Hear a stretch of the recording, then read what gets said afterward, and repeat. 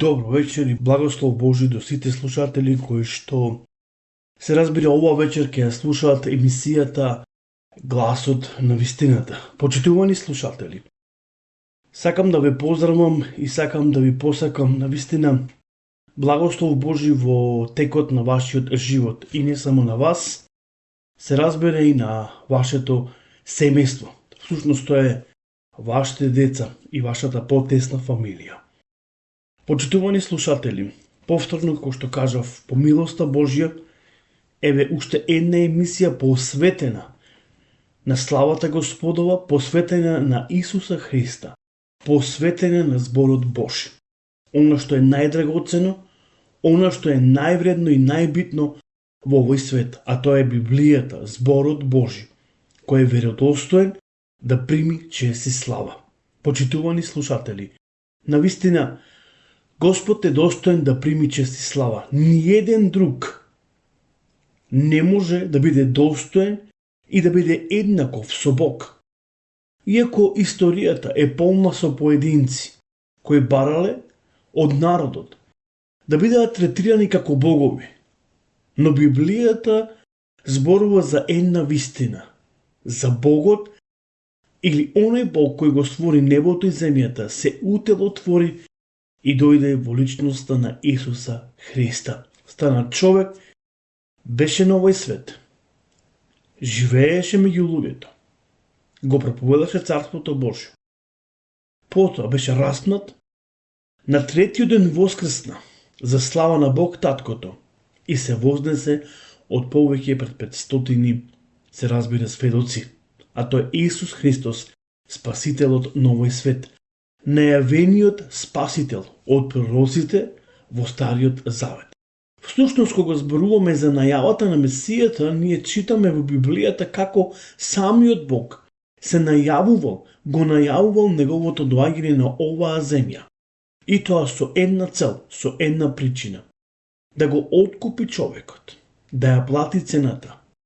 И тоа со својот собствен живот. И затоа нему му ги посветуваме сите емисии. Нему му одаваме честа и славата. И него му се поклонуваме во дух и вистина.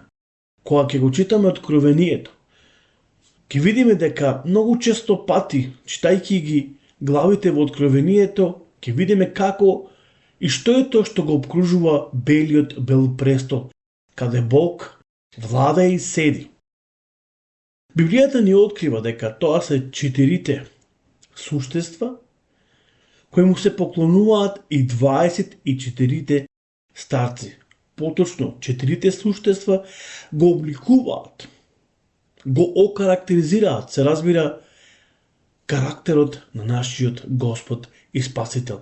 А 24 старешини паѓаат и му се поклонуваат на седнатиот на престолот, оној кој беше и се разбира кој треба да дојде. Библијата го открива како Алфа и Омега, почеток и свршеток. Оној кој е жив за сите векови и се разбира ги има клучовите на адот и смртта. Во негово име оваа вечер сме тука и нему пред се му ја посветуваме оваа емисија и бараме помош, бараме инспирација од Духот Свети. Почитувани слушатели, мојата молитва е да секоја емисија која е емитувана да биде благословена, да донесе одреден благослов во вашиот живот, во вашите срца, во вашето семејство, да даде мир, благослов.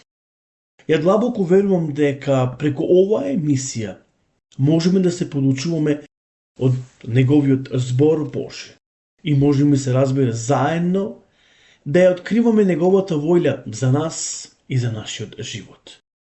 Зборуваме за Библијата, зборуваме за Светото Писмо, зборуваме за веродостојноста, за авторитетот, за силата на самото Свето Писмо. Зборуваме за Писмото кое е било дел од голем број на луѓе, кои се опишани во Библијата како јунаци на верата. Зборуваме за Мартин Лутер, за Калвин и за многу други кои биле која била Библијата дел од нивниот живот. Тие не можеле да си го замислат својот живот, меѓутоа без Светото писмо, без Библијата. Потоа видовме од колку делови се дели Библијата. Видовме дека Библијата се дели од два дела, Стар и Нов Завет. Вкупно Библијата има 66 книги. Потоа, она што е многу битно и она што е многу важно, наредната, поточно претходната емисија ние видовме дека и двата дела, и самото Свето писмо е инспирирано, вдахновено, се разбира преку зборот Божи или преку самиот Дух Свети поточно. Значи Бог е тој кој го инспирира. Кога зборуваме за зборот Божи, Бог е тој кој го обдржува зборот Божи, кој се грижи за зборот Божи. И затоа во Евангелието на Јован запишано ни е дека во почетокот беше зборот и зборот беше во Бог и Бог беше самиот збор. И дека се преку него стана. Што постана? Се што е видливо, се што е невидливо за нашите очи, Бог го твори со зборот Божи. И по тоа гледаме колкава мојк поседува самиот, се разбира, збор Божи. Па дури кога ние го читаме создавањето на светот, како Бог го креирал светот, ние можеме да забележиме дека Бог го креирал со неговиот збор. И тука можеме да видиме таа семојкност. Всушност, мојкност или семојкноста на зборот Божи.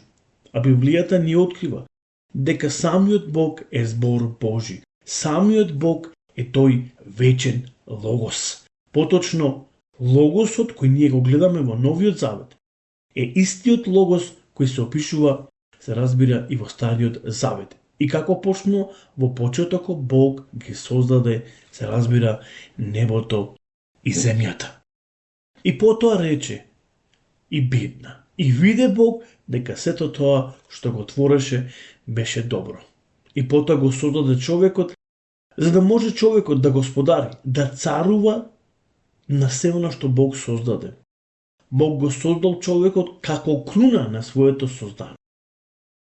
Затоа, почитувани слушатели, ние сме посебни пред очите на Господа. Бог толку многу не љуби.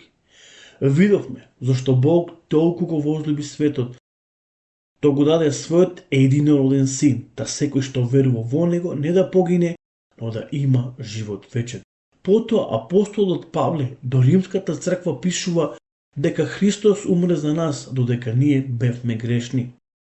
Потоа истиот апостолот Павле, го советува Тимотеј дека Бог или волјата Божја е тоа да сите луѓе ја спознаат вистината, се покајат и се спасат. Па дури истото ова нешто ни го зборува дури и апостолот Петар во своите посланија. Тој вели дека Бог долго време трпи се со цел за да луѓето се обрнат кон покаяние, го прифатаат Христос, го повикаат Спасителот на овој свет. Потоа во Дела апостоли ни е запишено дека нема друго име дадено за спасение на човечкиот род, освен името Исус Христос. И кога ќе ги читаме делата апостоли, па дури и нели посланијата кои ни се запишени од апостолите, па и ние денеска, како нивни наследници, сите ние заедно како едно стадо Христово, а Исус Христос, нашиот пастирно-началник, зборуваме за Исуса Христа, за Спасителот на овој свет, за оној кој го откупи или го откупи човештвото со својата собствена крв, со својот собствен живот. Тоа го видовме уште во минатата, се разбира, емисија. Почитувани слушатели, зборуваме за Библијата, како што реков. Зборуваме за нејзината инспирација. Дали Библијата е или е подложена, или има подлога од Светиот Дух. Кога зборуваме за инспирацијата, ние секогаш размислуваме за Духот Свети. Всушност размислуваме за третата личност од Божјото Свето Тројство. Божјото Свето Тројство во една целина го представуваат Бог. Затоа Павле вели дека целото писмо се разбира дека е од Бога дадено. Иако, како што со текот на емисиите можевме да увидиме дека некои луѓе едноставно ја критикуваат Библијата, ја обезвреднуваат Библијата. Но сепак таа, без разлика на сето тоа, таа е водена од Духот Свети. Писателите кои што ја пишувале Библијата биле водени и управувани од самиот Бог. И Бог ги користел Библијата, ни открива, се разбира, нивните таленти кои им биле дарени. Минатиот пат зборуваме дека Библијата е напишана на многу едноставен јазик и видовме дека таа може да биде достапна за секој човек денеска, за секој еден читател. И што е многу битно, што е многу важно кога зборуваме за инспирацијата на Светото Писмо. Може секој да ја чита, па дури оние кои што ја критикуваат. Се разбира, кој ја критикува Библијата? Библијата ја критикуваат оние кои што ја читаат, оние кои што сакаат едноставно да ја најдат мана. Тие се луѓето кои ја критикуваат Библијата, земаат одредени текстови и сметаат дека не се веродостојни, дека се судираат едни со други. Меѓутоа, почитувани слушатели, сакам само да кажам дека Библијата е веродостојна книга. Но што е многу важно? Многу е важно при самото читање да се помолиме и да побараме откровение преку Духот Свети, инспирација преку Духот Свети. Само така ќе можеме правилно, се разбира, да ја толкуваме Библијата. Затоа што многу луѓе ја читаат Библијата, но погрешно ја разбираат, погрешно ја толкуваат. Затоа ни е потребна таа инспирација. Инспирацијата се разбира на Духот Свети.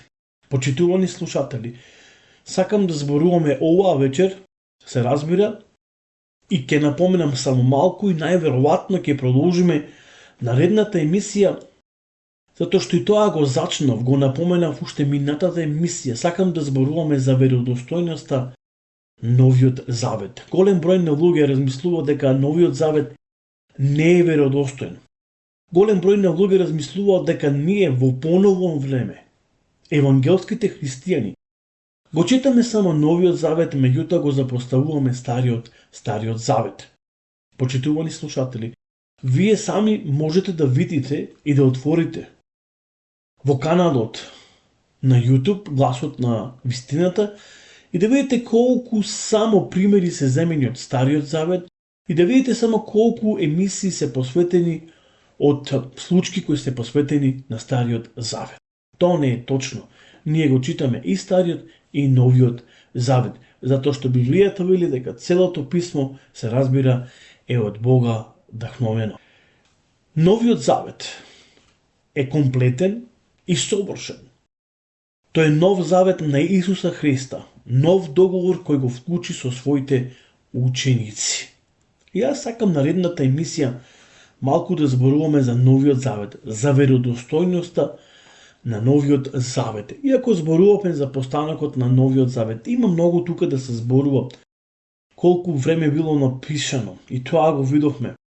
Меѓутоа, кој први се напишани, кој прв пишувал, кој апостол за каде пишувал. Има многу работи кои што можат, се разбира, да се видат, но тоа е кога ние систематски ќе можеме со помош на Духот Свети да ја разгледуваме Библијата. И ја длабоко верувам кога ќе го помолиме Бог Таткото да ни даде на посебна инспирација при самото читање, тој точно ќе ни открие и точно ќе ни го открие толкувањето на самото, се разбира, Свето Писмо. Но за ова нешто ќе мораме да зборуваме наредната емисија, емисијата Гласот на вистината, веродостојноста на Новиот Завет. Најчесто пати се појавуваат пукнатини или дилеми, па макар што ја спомнав околу Евангелието на Марко и Лука. Кој бил Марко и кој бил Лука? Но во целина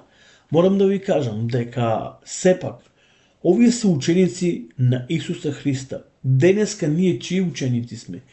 Чии амбасадори сме? Кого ние го представуваме? И ние сме ученици, се разбира, на Исуса Христа, затоа што веруваме во Него, веруваме во Неговото враќање и надежта наша е, се разбира, во Него. Почитувани слушатели, имајте убава и благословена вечер. Господ нека биде со вас и се слушаме на наредната емисијата Гласот на вистината. Пријатна вечер и добар сон. Чао.